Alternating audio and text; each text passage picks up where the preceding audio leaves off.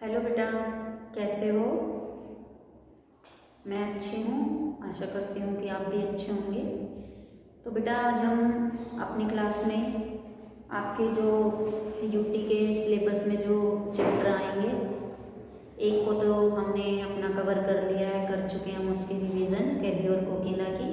और अब हम जो अपना अगला चैप्टर उठाते हैं, और वो चैप्टर भी हमारी कविता ही है, ग्रामश्री। कौन सी कविता है? ग्रामश्री।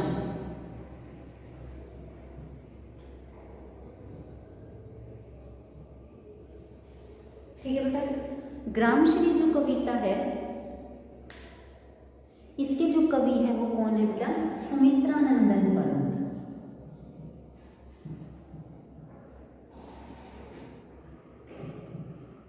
कवि सुमित्रानंदन पंत।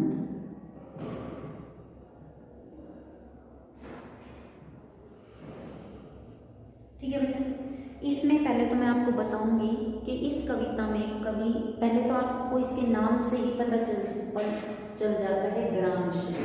ग्राम का अर्थ होता है बेटा गांव, देहात। ठीक है, ग्रामश्री यानी कि इस कविता में कवि ने गांव का वर्णन किया है पूरी तरह से। पूरा जो है ये बताते हैं कि गांव की सुंदरता या उनकी फसलों के बारे में, उनके रहन सहन के बारे में वो इस चैप्टर में बताया है।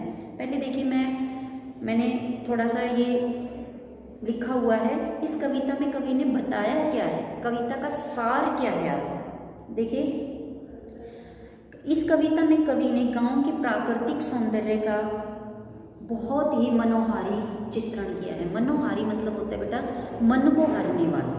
ठीक है, मनोहारी मन को हरने वाला, कि गांव का एक ऐसा, मतलब कि हमारे सामने एक ऐसी पिक्चर प्रस्तुत की है जो हमारे मन को हर ले।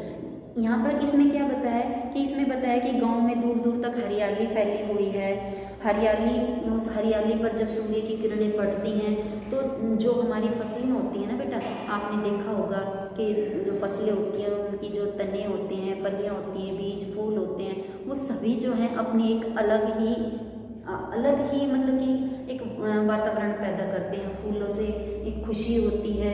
फसल जब बीज उगते हैं तो किसानों के मन में थोड़ी सी एक उत्साह आ जाता है कि हमारे लिए, मतलब कि अगली फसल के लिए बीज हो रहा है, ये कुछ भी इस तरह से। तो जो हर फसल की हर वो होती है, वो किसानों के मन में या किसी भी लोगों को जो है अपनी ओर आकर्षित करती है। अब क्या है, ये मैंने आपको पहले भी बताया कि ये कविता जो है पूरी तरह से क्या है, गाँव के ऊपर बताई गई है माखनलाल चतुर्वेदी जी ने।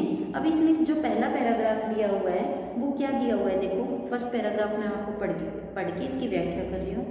फैली खेतों में दूर तलक, तलक मतलब लास्ट तक, जहाँ तक होता है, तलक दे दिया, इसमें तक होता है ये।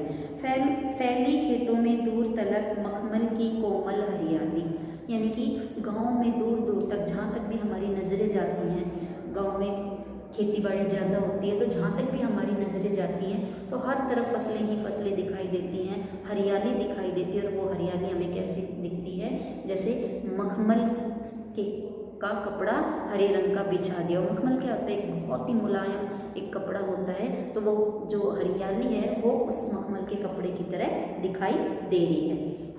लिपटी जिससे रवि की किरणें, और रवि क्या है, किसका प्रयोग बच्चे बेटे? सूर्य का।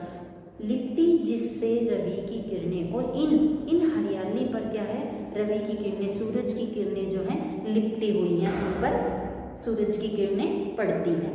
चांदी की सी उजली जाली, और जब ये सूरज की किरणें उन फसलों पर पड़ती है तो चांदी की सी उजली जाली, चांदी कैसी रोशनी उत्पन्न करती है बेटा? सफ़ेद रंग की। तो जब वो सूरज की किरणें उन हरियाली पर पड़ती हैं तो वो चांदी जिस तरह से एक सफ़ेद रंग का प्रकाश उत्पन्न करती है, मतलब कि हरियाली पर पड़ रही है, और एक वो रोशनी कैसी देती है, मतलब कि चांदी की सी उजियाली, मतलब चांदी की तरह वो एक प्रकाश उत्पन्न करती है। सफ़ेद, वो गिरती तो हरियाली पे है लेकिन प्रकाश कैसा होता है, मतलब कि चमकाने वाला जो होता है, जो सभी तरफ रोशनी करे, कि चांदी की तरह जो है वो अपना प्रकाश फैला रहा है। नेक्स्ट देखिए, तिनकों के हरे हरे तन पर, तिनके के हरे हरे तन पर। अब जो फसल होती है, गेहूं का पौधा है, सरसों का है, वो हरे रंग का ही तो होता है कि तन पर मतलब कि तिनकों के हरे हरे शरीर पर हिल हरित रुधिर है रहा झलक। हिल हरित मतलब क्या होता है कि हरित मतलब हरे रंग का, रुधिर होता है बेटा रक्त या खून। कि जैसे हमारी जो फसल होती है, उसका जो पौधा होता है वो हरे रंग का होता है और उसके अंदर कोई ना कोई लिक्विड तो आपने देखा होगा कि रस सा भरा होता है। तो वो जो उसके अंदर तरल पदार्थ दिखाई दे रहा है वो उनका क्या है, रक्त है।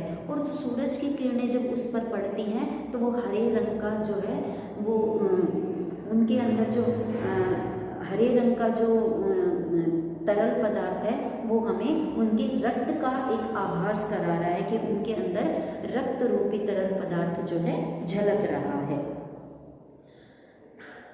श्यामल भूतल पर झुका हुआ, श्यामल भूतल पर मतलब श्यामल क्या, श्यामल भू हरी भरी पृथ्वी पर, मतलब कि हमारी श्यामल भू पर झुका हुआ नभ का चीर निर्मल नील फलक। नील फलक क्या होता है बेटा, नीला प्रतिबिंब। अब क्या होता है, ऊपर से आकाश नीला है, नीचे फसलें हैं, हरियाली है, इधर से हरा प्रकाश और इधर से नीला प्रकाश। अब क्या है, इस हरियाली को देखने के लिए जो हमारा नीला जो आसमान है वो प्रतिबिंब के रूप में जो है हमारी फसलों के ऊपर छाया हुआ है। मतलब कि वो भी हमारी इस गांव की सुंदरता को, इस हरियाली भरे वातावरण को जो है देखने के लिए हमारी पृथ्वी पर झुका हुआ है।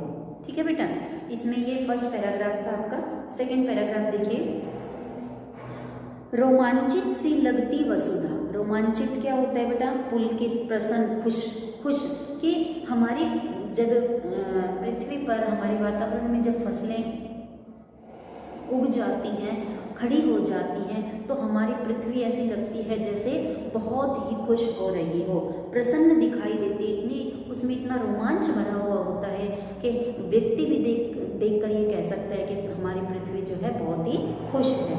आई जो गेहूं में बाली, मतलब जब हमारी गेहूं में बालियां आ जाती है, सरसों पर फलियां आ जाती हैं, कोई भी फसल हो जिसके ऊपर उसका फल लग जाता है, तो हमारी पृथ्वी जो है बहुत ही रोमांचित, बहुत ही प्रसन्न दिखाई देने लगती है।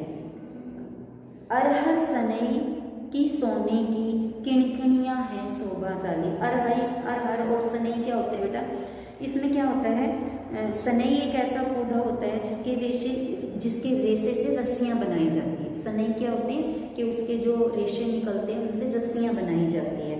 और अरहर क्या होती है, दाल होती है। आपने देखा होगा दाल की जो है फलियां होती हैं, उनके अंदर बीज होते हैं, उनसे दाल बनते हैं। तो अरहर सनई की सोने की किणकिणियां है शोभाशाली, यानी कि सनई एक उससे रस्सियां बनाई जाती है। आपने देखा होगा रस्सियां एक डार्क ब्राउन कलर की सी होती है, तो उनके ऊपर जब सूरज की किरणें पड़ती हैं और वो जब हमें वातावरण में दिखाई देती हैं तो वो बहुत ही शोभाशाली, बहुत ही सुंदर हमें दिखाई देती हैं। आगे देखिए,